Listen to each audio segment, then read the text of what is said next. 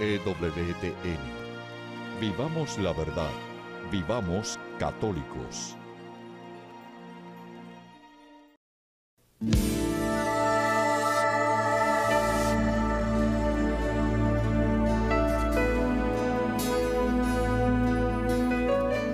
Ver en ti el amor, la compasión de Jesús, el más glorioso trabajo de todos, alabar a Dios en su reino, todos movidos por el Espíritu. Todo el que vive en amor vive en Dios y Dios vive en él.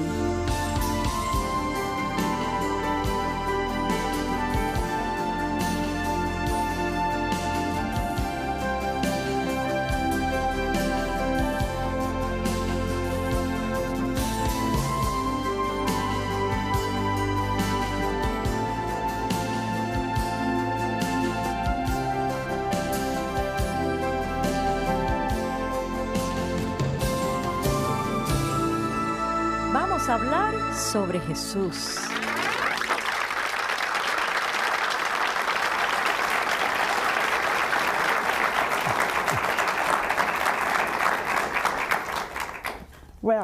Hola, bienvenidos. Tenemos hoy un gran maestro, hermano de uno de nuestros vicepresidentes. Acabo de enterarme de eso y debí haberlo sabido. Qué vergüenza. Pero se parecen mucho. ¿Han conocido ustedes alguna vez a alguien que se parece mucho a otro y no son siquiera parientes? Pero no es así en este caso. Gerard, el hermano de Chris Wagoner, nuestro vicepresidente, es profesor de la Universidad de Dallas, un verdadero erudito que ha estudiado intensamente la vida de Santo Tomás Moro, uno de mis santos preferidos. Y la razón por lo que lo quiero tanto es porque lo necesitamos mucho hoy día. Él luchó por la fe hasta el punto de perder la cabeza en la peor forma. Fue realmente un gran hombre. Hay una película, Hombre para todas las épocas.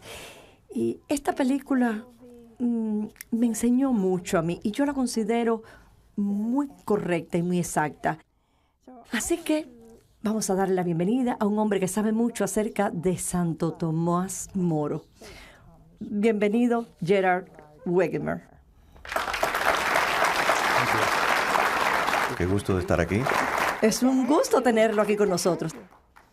¿Sabe? Estos libros son magníficos. ¿Están publicados ya? Sí.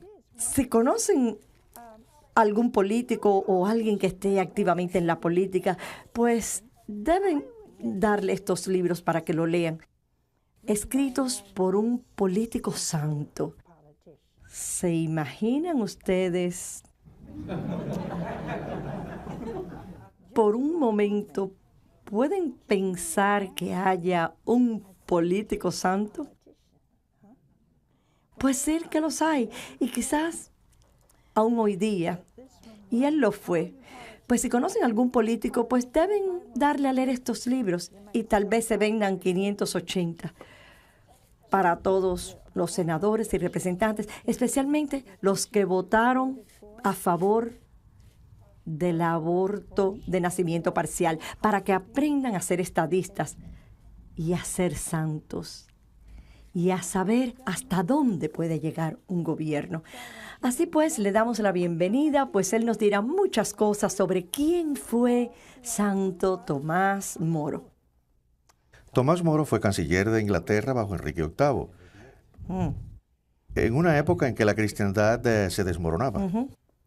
Fue también poeta, padre de larga familia, erudito, y él mismo se entrenó para la posición que ocuparía más tarde. Él era un plebeyo, ¿no es cierto? Así es.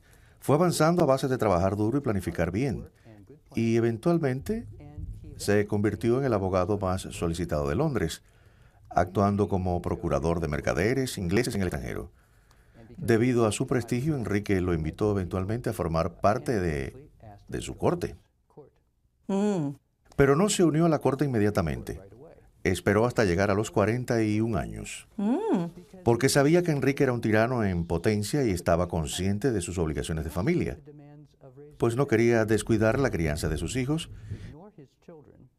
de modo que no atendió. No atendió la petición de Enrique a unirse a su corte hasta que estuvo seguro de que Enrique no sería tirano y que él mismo, Tomás Moro, podría resistir las presiones de aduladores, dinero, sobornos y tantas otras cosas que ocurren en altas posiciones.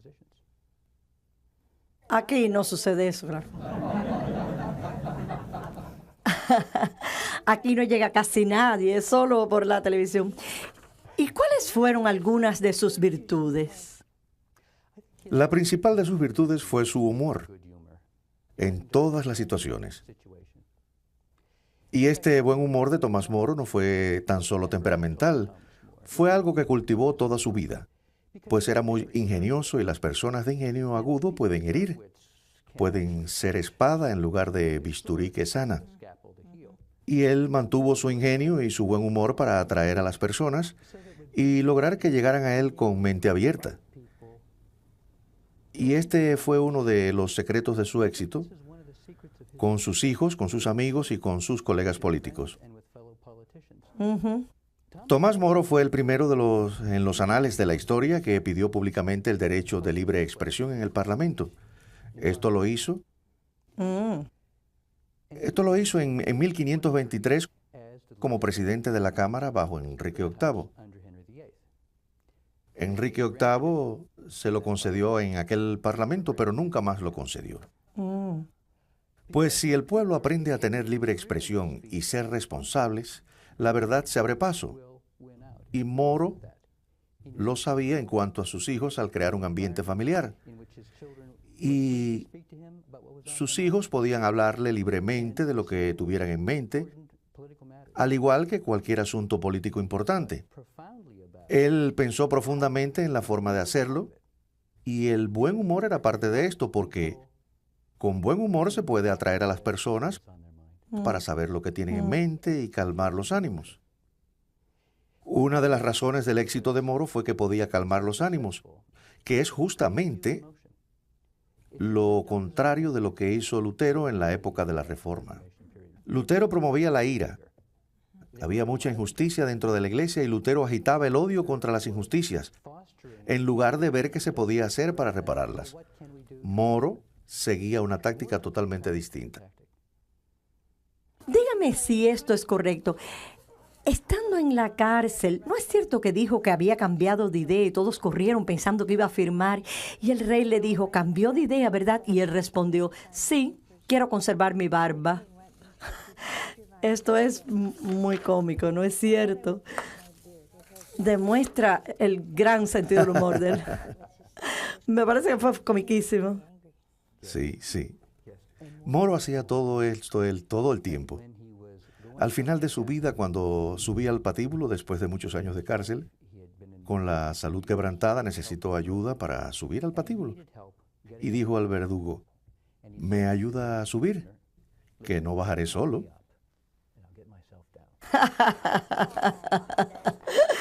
Todo esto después de un juicio que evidentemente estaba arreglado, o un hombre al que había despojado de todos sus bienes materiales injustamente. Y podía tener esta actitud, ¿por qué? Porque Tomás Moro toda su vida oró y comprendió, recordando cada día que Dios es el único que escribe la historia. Por eso, si Dios necesita a alguien como Tomás Moro hoy, Dios puede crear tal persona. Pero ¿cuál era la polémica? ¿Valía la pena perder la cabeza por un problema como ese? La polémica era si la iglesia podía ser independiente en Inglaterra. Enrique VIII quería ser cabeza de la iglesia y del gobierno. Manipuló al parlamento y a la congregación de obispos para que lo reconocieran como emperador de Inglaterra. Entonces, el emperador tendría el control de la iglesia y el Estado. Tomás Moro luchó hasta la muerte para evitarlo y lo hizo mayormente mediante una campaña escrita muy sutil. Y este es un punto en que muchas personas, al igual que la película, no son justas con él. La película da la idea de que él permaneció en silencio después de renunciar. Pero Moro no se quedó callado, escribió más durante los últimos 3 que vivió que durante toda su vida. Mm. Mayormente, en un nivel muy elevado, en contra de los principios que Enrique quería implantar a la fuerza en el país, argumentaba contra los promotores de odio de Enrique, contra el letrado Saint-Germain, que era un erudito de 70 años, que quería que la iglesia estuviera bajo el control del Estado. Mm. Y ese era el argumento principal. ¿Podía el rey estar a la cabeza de un poder espiritual? Esto tuvo mucho que ver con su esposa, ¿no es así? Sí, así comenzó todo. Pero es curioso que Moro estaba dispuesto a aceptarlo porque el Parlamento lo aceptaba. Enrique VIII se divorcia de su esposa Catalina. Esto no podía hacerse a través de Roma, de modo que rompe con Roma. Nombra a Cranmer arzobispo. Cranmer le otorga el divorcio a Enrique y Enrique se casa con Ana Bolena en segundas nupcias. Pues bien, Moro no acepta esto y se niega a asistir a la coronación. Pero una vez concluido, lo acepta por razones políticas. Pero no era cuestión política. ¿Quién podía disolver el matrimonio? Y por eso luchó tanto. Sí. Porque después de ese momento la Iglesia de Inglaterra quedó proscrita hasta los 1800. Y Moro lo sabía. Los obispos no comprendían en realidad el alcance de lo que Enrique estaba diciendo hasta 10 años después. Y en aquel momento, para crédito de ellos, todos se opusieron a Enrique, pero ya era muy tarde. Oh, sí. Pero John Fisher también estuvo preso por la misma razón, ¿verdad? Por la misma razón. Él y Moro eran buenos amigos y Fisher fue encarcelado más o menos al mismo tiempo que Tomás Moro. Y Fisher escribió intensamente en contra del matrimonio de Enrique con Ana Bolena y su divorcio de Catalina. Y esta era su función como director espiritual. Moro no consideraba esta su función, de modo que mantuvo sus argumentos en el plano legal y del Parlamento, y de modo que Fisher era para la Iglesia y Tomás Moro para el Parlamento. Era un hombre muy valiente, ¿verdad? Extremadamente valiente, y valiente en todas las épocas de su vida. Fue valiente en su juventud, y hay algo curioso en cuanto a su vida. Yo he estado leyendo su biografía Retrato de Valor, y me pregunto cómo tuvo el valor de hacer lo que hizo al final de su vida. Y me sorprendió lo que ocurrió cuando tenía poco más de 20 años. Cuando tenía apenas 20 años, Moro tuvo su mayor prueba, la que él consideró su mayor prueba. En un momento en que todavía no se había desarrollado su vida interior, su vida espiritual, se preguntaba, ¿qué voy a hacer con mi vida? Era un joven muy talentoso y discutía mucho sobre esto con su padre a tal punto que al parecer su padre lo echó de la casa. Y para quien tenía corazón de poeta, esto lo lastimó mucho y le tomó varios años saber cuál era la voluntad de Dios para él.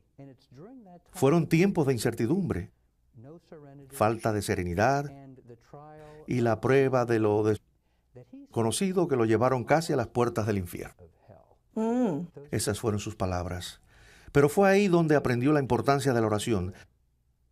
De modo que, con poco más de 20 años, comenzó un programa de oración cada mañana, antes de ir al trabajo, dedicando varias horas a la oración y al estudio. Y fue así, al menos me parece a mí, reconstruyendo su vida, que él pudo alcanzar la serenidad. En la serenidad en las etapas de su vida, sí. Perdió a su primera esposa al tener su cuarto hijo, es decir, casado 5 años con 4 niños pequeños, otra prueba en su vida. De modo que en 30 días se casó de nuevo con la mujer que conocía, o con la mejor mujer que conocía, porque quería que sus hijos tuvieran alguien que los cuidara. Además, él era el abogado más ocupado en Londres en aquel momento. Y así logró progreso en su vida, en medio de dificultades. En su primera comparecencia en el Parlamento por poco lo mata por decir lo que pensaba. Y por eso fue encarcelado y esto hizo que volviera a los libros. Si estudiaba por las mañanas desarrollando su propia historia de Inglaterra y su propia filosofía política, su propio concepto de la nación inglesa fue porque sabía que esto era necesario para el bien de su patria. De modo que creo que en muchas formas Dios lo estaba preparando desde un principio para cuando llegara a esta confrontación estuviera preparado. Pero él educó muy bien a su familia, ¿no es cierto? Especialmente a su hija Margaret, cuando pocos hombres educaban a su familia. Aquí le muestro a la familia en un cuadro que fue construido o reconstruido de una famosa obra de Hoblein. Y se ven sus 4 hijos naturales y los 2 hijos adoptivos. Pues como las mujeres de la época no recibían la misma educación que los hombres, él creó su propia escuela. Como sus hijas no podían ir a Oxford, él contrató tutores de Oxford y los trajo a su casa. Pues este es un hermoso retrato de familia y la audiencia se preguntará qué momento quería Tomás Moro que se recordara en la posteridad respecto a su vida familiar. Vean que es un cuadro extraño. Hay libros en el suelo. El mono de la familia está aquí saliendo del vestido de la señora Alicia. El mono de la familia. Él siempre traía algo interesante de su viaje.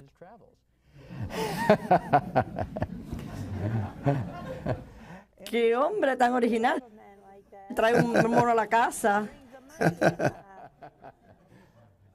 Y hay instrumentos musicales y los niños todos miran en dirección distinta. ¿Y este quién es? Este es el bufón de la familia. Oh, yo pensé que era Enrique VIII. Se parece a Enrique VIII. Dígame, ¿y qué hace? ¿Y qué hacía el bufón de la familia? Entretener a la familia después de la cena porque siempre tenían huéspedes, estadistas y otras visitas de la familia. Increíble. Aquí hay que preguntar, ¿qué estaba haciendo la familia? Bueno, Len, este tiene un libro y aquel tiene otro libro. ¿Y qué más tiene? No sé, no me doy cuenta qué es. Es un rosario. No me digas. Así es. Sí, ahí se ve, están rezando. Ajá. O van a empezar a rezar. Han terminado las discusiones familiares porque aquí vemos los libros de la nueva escuela y va a empezar la oración de la familia. También ha habido entretenimiento, pues se ven instrumentos musicales, platos y cubiertos finos de servir en el aparador. Y todos están elegantemente vestidos. Mi teoría sobre este cuadro es que el rey acaba de irse. Pues sabemos que el rey está tan impresionado con la educación de las hijas de Tomás Moro que les pedía que le hablaran de filosofía. Y al parecer esto es lo que hacen. Isabel sentada aquí rodeada de libros y todos aún pensativos sobre lo que acaban de comentar. Y esta es la esposa aquí al final. Oh, es esta. De hecho, ella y Tomás Moro parecen ser los más dispuestos a rezar. Ella está arrodillada y Moro es la estampa de la serenidad aquí. Y aquí los 2 pilares de esta familia tan ocupada. ¿Y quién es aquel vestido de rojo? Es el padre de Tomás Moro. Ah, ya pensé eso porque se parece a Tomás Moro. Él tiene 76 años y no está muy interesado en lo que pasa a su alrededor. Eso es, por eso viste de rojo. Oh. Así que esta es una reproducción de un cuadro real. Es una ¿cierto? reconstrucción. Oh. Cuando las propiedades de Tomás Moro fueron confiscadas, el cuadro original desapareció. Esta reconstrucción se hizo a base de los bosquejos de Erasmo, que era tan amigo de Tomás Moro, y Oh, sí. agregamos los colores. No sé si la audiencia lo pudo ver. Bueno, díganos algunas historias sobre Tomás Moro. Hay tantas historias, prácticamente... ¿En qué área? ¿En qué área? Creo que un área interesante es la de la familia, que encantaba a todos. Pues Tomás Moro era un educador magistral que supo hacer que sus hijos aprendieran, por amor a él, hacia la enseñanza tan agradable, o hacía la enseñanza tan agradable que sus hijas dicen en sus cartas que a veces cometían errores solo para ver cómo los corregía. Pero también cuidaba mucho de la educación y supervisaba su educación. Tenemos una carta que escribió al tutor de sus hijos, en la que dice que lo principal es que no hagan las cosas bien por orgullo. Lo más importante que deben hacer como maestro es lograr que sean virtuosos, que amen la virtud, virtud en primer lugar y enseñanza después. Esa era su filosofía de educación. Ojalá tuviéramos eso hoy en día, ¿verdad? Sería muy distinto. Muy distinto, de veras. Él habló mucho de sus fantasías predilectas. ¿De qué se trataba eso? Sus fantasías predilectas eran su forma de explicar a sus hijos y amigos los peligros del orgullo. Porque todos tenemos fantasías predilectas. ¿De veras? Por ejemplo, todos nos imaginamos cómo quisiéramos que estuviera nuestra familia esta noche, después del duro día de trabajo. O cómo quisiéramos que fuera la iglesia en 1997.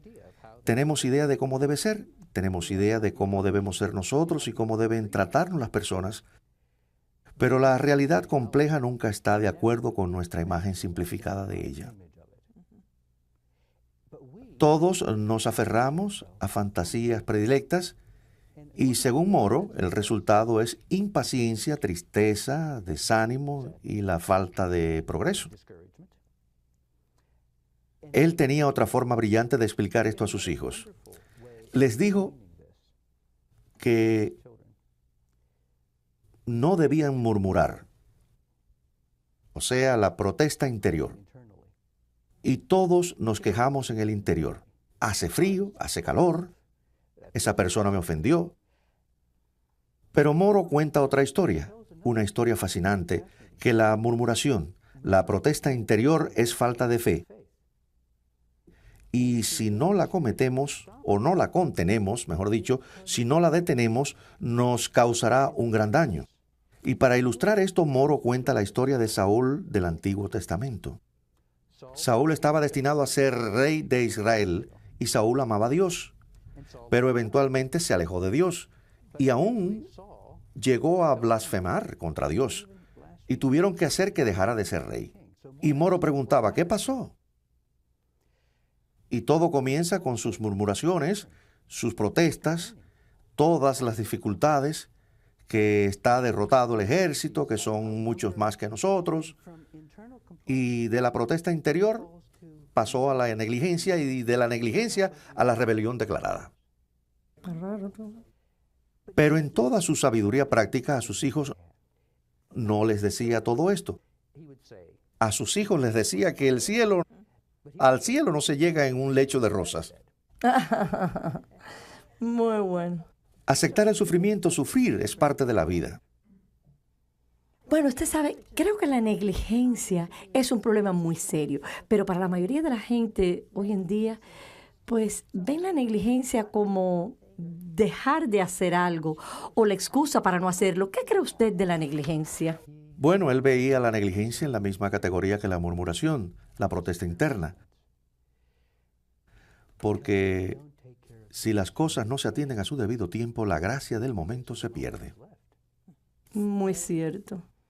Porque cada momento tiene su tarea. Hay otra historia muy interesante. La primera historia que Tomás Moro escribió cuando era joven, durante su época difícil. Y es parte de su biografía y en la segunda parte sus reglas de combate espiritual. Reglas muy prácticas a propósito. Y es la historia más fascinante sobre quien es probablemente el más famoso de los humanistas de la época. Tito de la Miranda, descendiente de Carlomagno, inmensamente rico, que aprendió 7 idiomas para defender a la iglesia todo antes de cumplir 29 años de edad.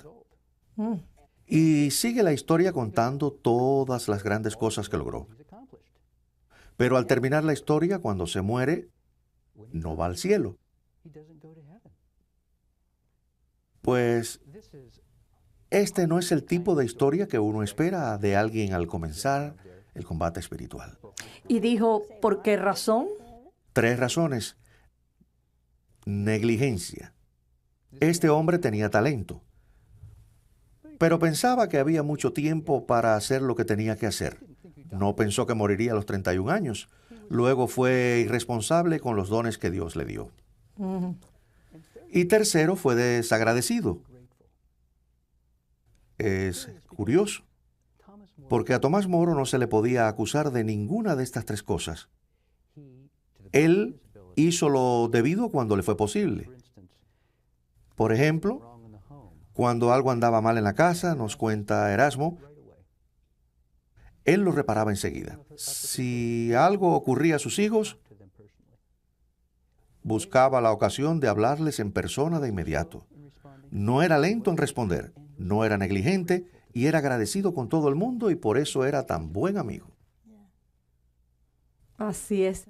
Él meditaba sobre la pasión mucho. ¿Sería esto lo que le dio fuerzas en aquella terrible prisión? Sí, él meditó sobre la pasión por a lo menos el viernes de cada semana y a veces más, a través de toda su vida. De hecho, decía que la forma de lograr algo es meditar sobre la pasión, y de esto se trata el último libro, La tristeza de Cristo. Él toma la agonía en el huerto como ejemplo de la peor prueba que podemos tener.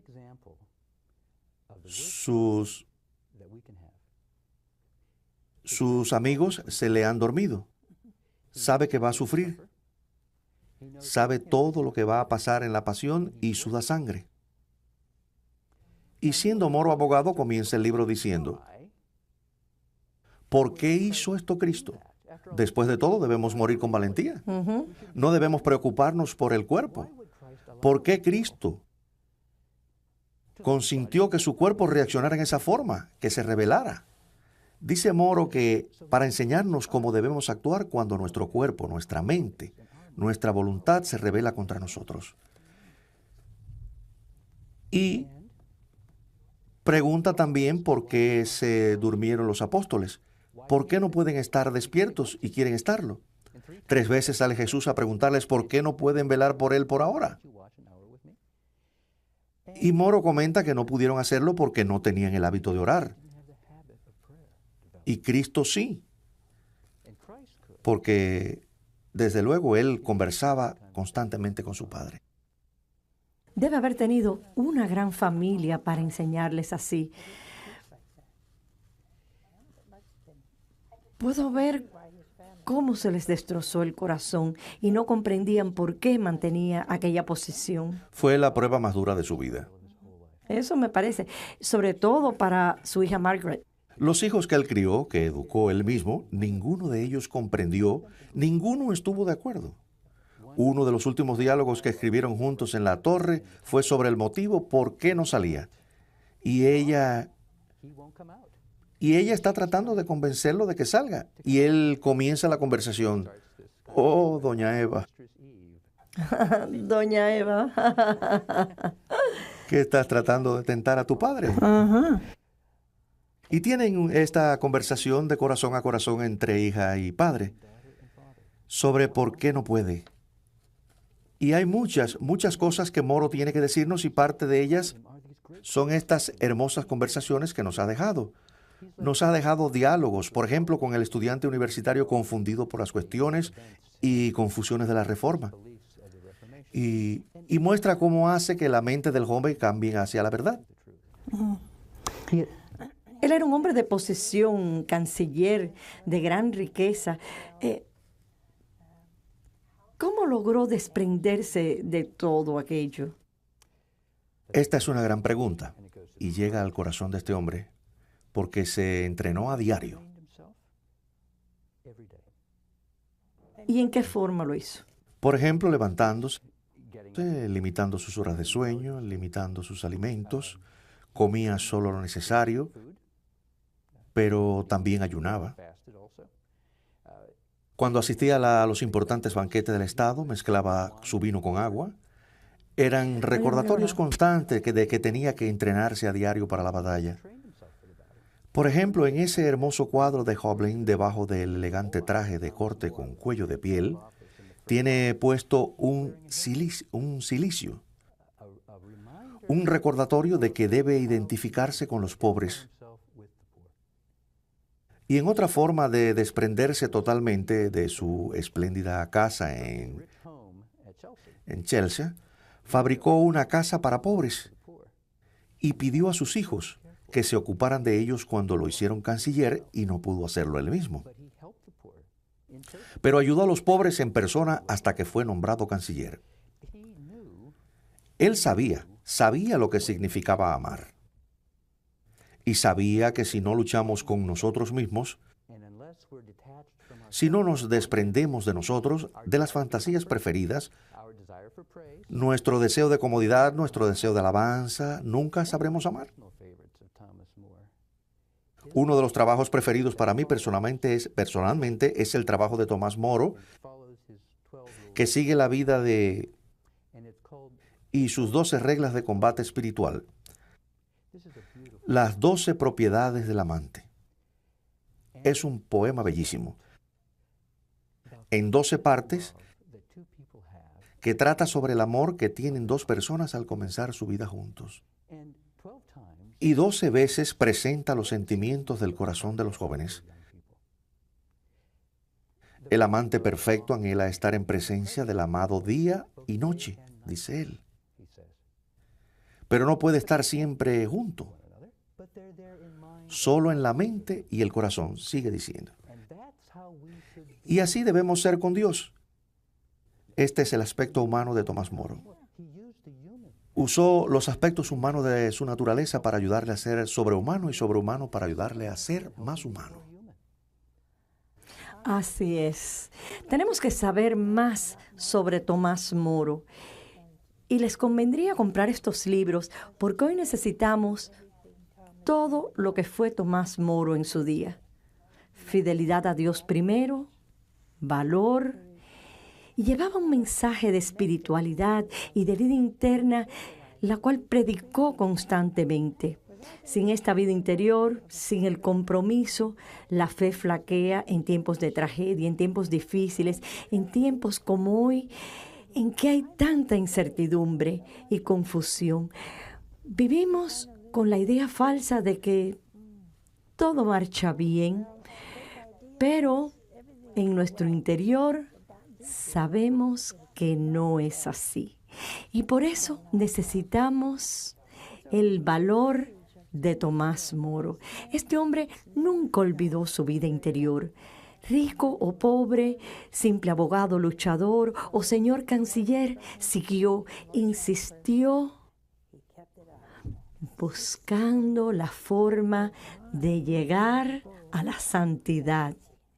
Y eso es lo que necesitamos hoy. Bueno, enseguida volvemos para recibir las preguntas de ustedes. Great.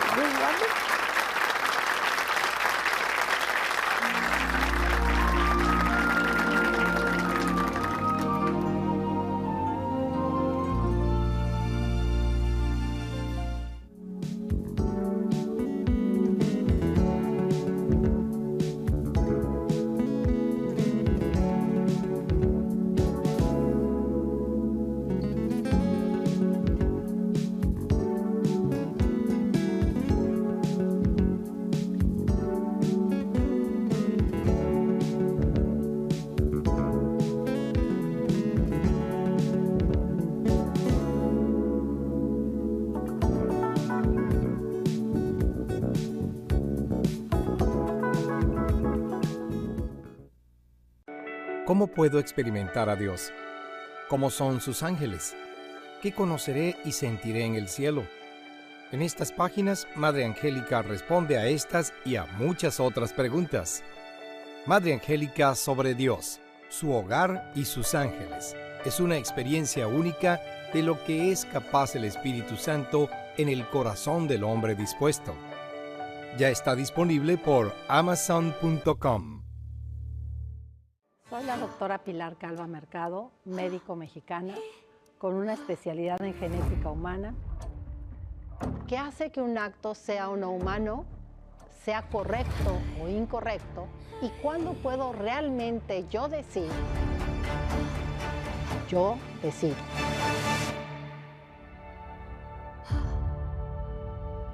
Solo aquí en EWTN.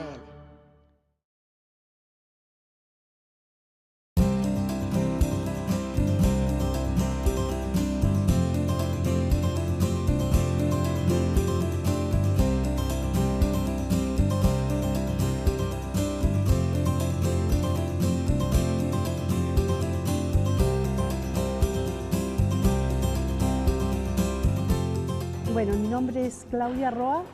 Me encanta escuchar en la televisión el programa de Nuestra Divina Misericordia, que lo has encantado. Me encanta, me fascina. Yo igual canto, me gustaría aprenderlo, tenerlo completo para yo también así alguna vez poder cantarlo acá en mi parroquia. Y un saludo muy especial a toda la gente que ve EWTN, a todos, que todos sean muy felices. Gracias.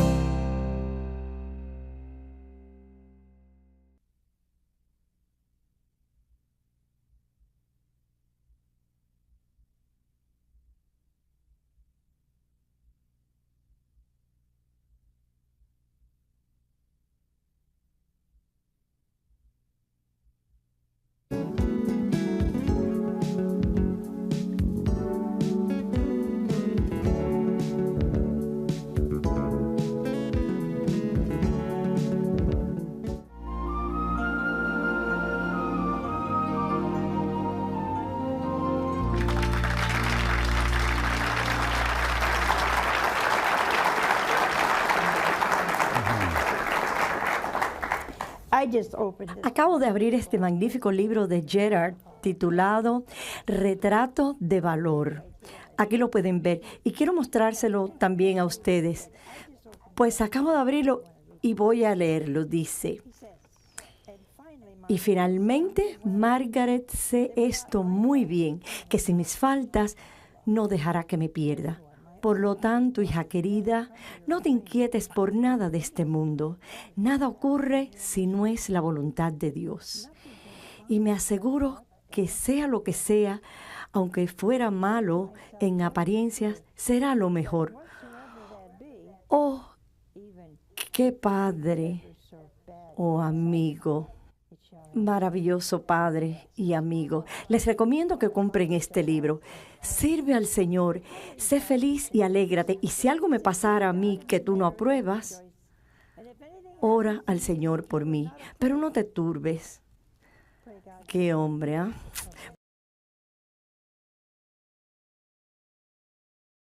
Tenemos una llamada. Hola. Hola. Hola, ¿De dónde llamas? soy de Denver. ¿Y cuál es tu pregunta? Mi pregunta no tiene relación con el programa, pero yo he estado usando en la escuela los dones que Dios me dio.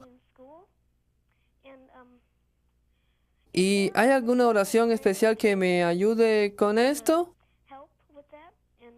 ¿Y qué edad tú tienes, mi niño? Tengo 12 años. 12 años. No comprendo muy bien tu pregunta. Bueno, ¿Puedes rezarle a Santo Tomás Moro? Pues Santo Tomás Moro. Oh, se refiere a ser un buen estudiante. Sí. Es cierto, y Santo Tomás Moro sabía que es difícil ser un buen estudiante.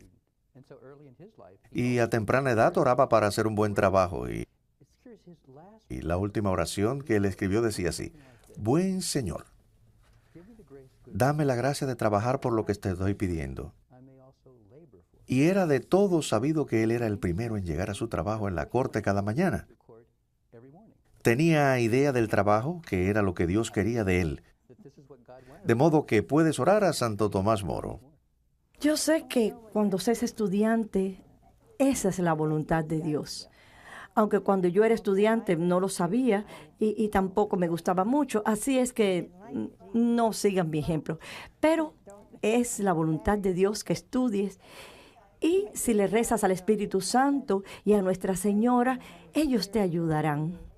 Seguro que te ayudarán. Lo cierto en este punto de tu vida es que eres estudiante, tienes 12 años y si haces lo mejor que puedas, pues no tienes por qué preocuparte. Sabes, Tomás siempre hablaba de la paternidad. Antes de la próxima pregunta, ¿quieres decir algo sobre esto? Él quería tratar a sus hijos en la misma forma que Dios lo trataba a él. En las primeras oraciones que escribe se refiere a Dios como Padre tierno y amoroso. Y siempre me pareció curioso que cuando le escribía a sus hijos, siempre firmaba tu Padre tierno y amoroso. Y esta era toda la idea de la paternidad, que debía amarlos como Dios los amaba a él. ¿Sabe? Esto es muy sorprendente, pues hoy en día es todo lo contrario, ya que si un padre es dominante, cuando crecen, pues son casi iguales a ellos. No parece que aprendieran la lección. Y su padre fue muy duro con él. Muy duro. Moro hizo las cosas muy distintas a su padre, pero esto lo aprendió de Dios, Padre, el Padre perfecto. Y lo aprendió también de la vida espiritual. Así es. Tenemos otra llamada. Oigo, Buenas, madre. ¿de dónde llama? Llamo de Chicago. ¿Y cuál es su pregunta? Mi pregunta es, he pensado mucho sobre lo que Santo Tomás Moro haría en relación con los abusos litúrgicos que vemos hoy en día. ¿Sabe? Hacemos el esfuerzo de ir de un lugar a otro para asistir a misa donde los fieles están de frente y demás, pero es difícil. Y me he preguntado qué haría Santo Tomás Moro, que siempre lo hizo todo tan bien. Eso es lo que me pregunto, sí. Él manejaría esto con buen humor y con diplomacia. La diplomacia era una de sus grandes actitudes, y él dedicó toda su vida a desarrollarla. La diplomacia no es fácil, porque es preciso conocer los principios y saber cuáles son las batallas que puede ganar. Bueno, yo nunca le he aprendido. Y no creo que tampoco quisiera aprenderlo. Yo nunca he entendido la diplomacia, nunca. Ni aún hoy en día. Para mí es el arte, bueno, no voy a decir realmente lo que pienso en la televisión, pero es el arte como de decir mucho y nadie comprende lo que uno ha dicho. Y las personas se marchan como si todo estuviera ya resuelto, todo el mundo tranquilo, pero al final se pregunta, ¿y qué fue lo que dijo? Y al final ni siquiera recuerdan cuál era la pregunta original. Y parecen ocultar unas cosas bajo otras. Yo, en realidad, nunca he comprendido la diplomacia. Es mejor hablar claro y terminar, pero yo no soy Tomás Moro, desde luego. Lo quiero mucho, pero no comprendo su diplomacia. Pues eso es lo que más he aprendido de él. ¿Qué es la diplomacia? Lo que es la buena diplomacia. Dígame, porque yo nunca he visto nada bueno en la diplomacia. Bueno, tal vez ahora.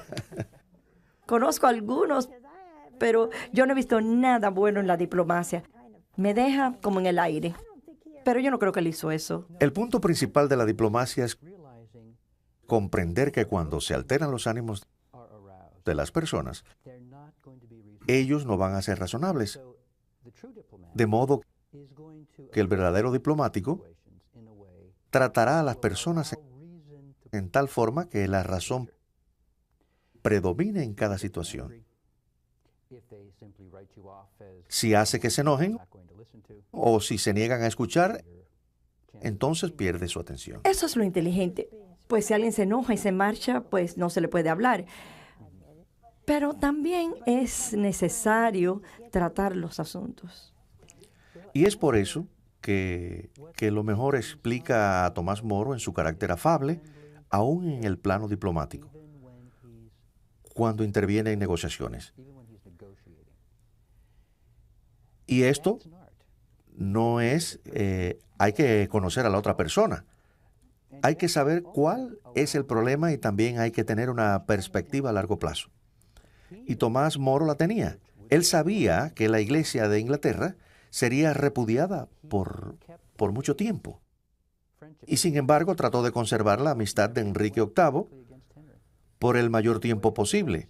Nunca se enfrentó con Enrique de forma que se enojara por sus palabras, hasta el final de su vida, porque él quería apelar a la conciencia de Enrique, y este es otro aspecto de la diplomacia. Quiere persuadir a la otra persona al pensar en el problema. Y hay que ser ingenioso para hacerlo. ¿Cómo puedo hacer esto? Me parece a veces el niño obstinado y terco. Y los padres tienen que pensar y orar. ¿Cómo puedo ganarme a este niño? Y no es fácil. Y puede fracasar muchas veces, pero hay que seguir tratando y apelando a la conciencia. Y esa es la diplomacia. Esto es parte de la diplomacia. Yo que nunca me había dado cuenta. Hay otra llamada. Oigo. Buenas, habla John Wilson. ¿Cuál es su pregunta? Me gustaría algún comentario sobre el Tratado de Moro, sobre la utopía, donde creo que incluyó la esclavitud. Esa es una pregunta difícil y le he dedicado mucho tiempo. Utopía es su obra más conocida y su versión cristianizada de la República de Platón, uno de los libros más difíciles de la literatura occidental. Muchos consideran Utopía el mejor diálogo escrito en inglés. Yo defino la utopía como el enigma de un estadista. Hay muchas contradicciones en este libro. Hay muchos argumentos en distintas circunstancias, lo que debe hacer un estadista. De modo que esa sección la titulé El enigma de un estadista. Porque para responder a esta pregunta es preciso comprender la naturaleza humana, y él construye este enigma en tal forma que obliga a pensar en todos los aspectos de la naturaleza humana. Relaciones exteriores, la religión del país, las pasiones del pueblo, su filosofía del placer, todo esto debe ser tomado en consideración en forma filosófica. ¿Y él lo aprobó? No, no lo aprobó. Bueno, tenemos otra llamada. Oigo. Buenas, Madre Angélica. Le habla Rocco de Lagrange, de Georgia. Magnífico. ¿Y cuál es la pregunta? Y tengo un breve comentario. Usted es la primera en nuestra lista. Ay, gracias. Y tengo una pregunta para su invitado. Sí. Yo tengo un hijo estudiando Derecho, que también ejerce como abogado. Él es católico, extremadamente devoto, pero también para saldar grandes deudas acumuladas en la carrera de leyes, está aceptando casos que él comprende son en defensa de criminales que han cometido crímenes contra la Iglesia, es decir, convictos varias veces. A mí me es difícil darle orientación. Mi esposa y yo hemos apelado el espíritu de Tomás Moro, que tal vez ofrezca algo más firme. Él está viendo este programa, así que le agradecería si ustedes pudieran ayudarle a él en esto. Hay gran cantidad de buenas sociedades de Tomás Moro en el país, y muchas de ellas ofrecen seminarios sobre ética legal. Yo le recomendaría que encontrara un capítulo local y tal vez unirse a esta actividad. También podría reunirse para almorzar de vez en cuando con algún buen abogado católico o abogado de prestigio que comprenda estos principios. Estas son cuestiones muy complejas y es necesario que alguien de la profesión le ayude a aclararlas. Yo quisiera que estuviera nuestro abogado Bill Steltemeyer, el cual es un gran hombre cristiano, católico, es diácono, vive en santidad y ha sido abogado por años y años y años.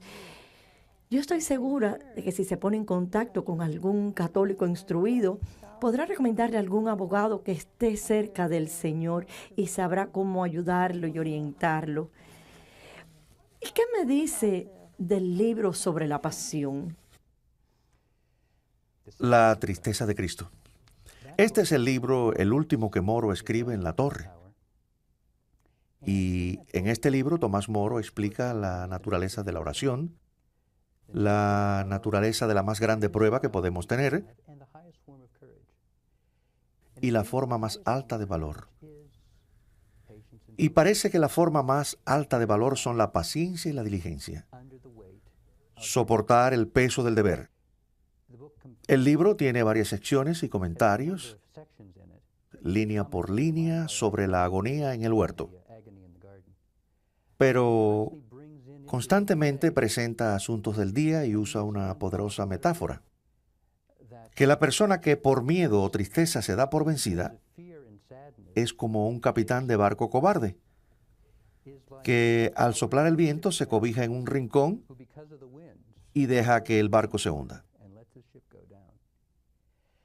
Y el libro da mucho ánimo porque todos tenemos nuestra agonía y es importante saber que la agonía llegará a su fin. Y lo único que tenemos que hacer es ser diligentes.